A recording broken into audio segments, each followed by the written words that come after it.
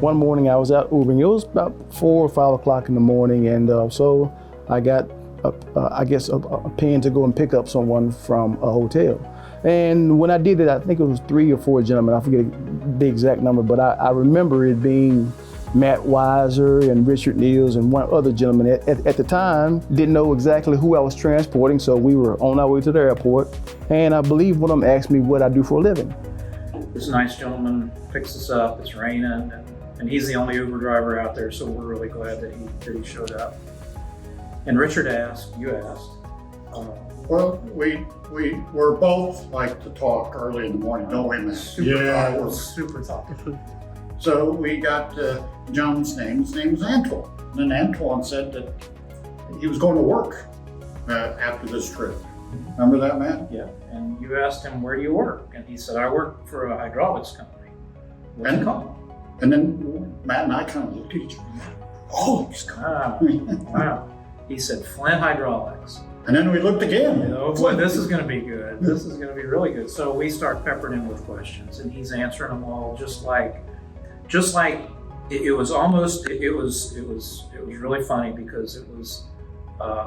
He answered every question exactly the way that Andy and Nancy would have wanted him to answer them if it had been scripted. But it was from the heart. And I told him that I work for a hydraulic shop, and I gave him the name of the shop, and they asked me, did I enjoy working there? And I told them yes, and I told them why. And I think when we got out of the car, we may not have high-fived, but we should have high-fived because we felt like we really had found a wonderful, wonderful company that would fit well with ELHI.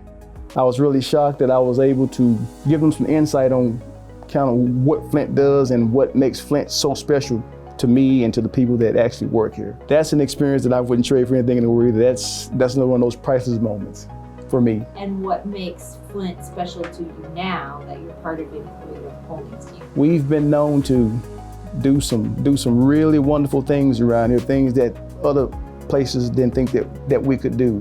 What's the biggest benefit to being part of an employee-owned company? Outside of being given an extra week off a year, outside of that, it's knowing that my family's future is safe, is solid. I feel like employee-owned holdings will be around for a long time, even after I'm gone. And to me, that speaks volumes, and that resonates to me in a large way, because when you know that, hey, in however many years I have left, I'll be able to retire from a place that I love to work and that I get to tell people about it and share my experiences with these people. It makes you sleep good at night, it really does. But the best thing that I saw from the ELHI people that were here is that all the things that Andy and Steve had shown us over the years, they showed that very same thing.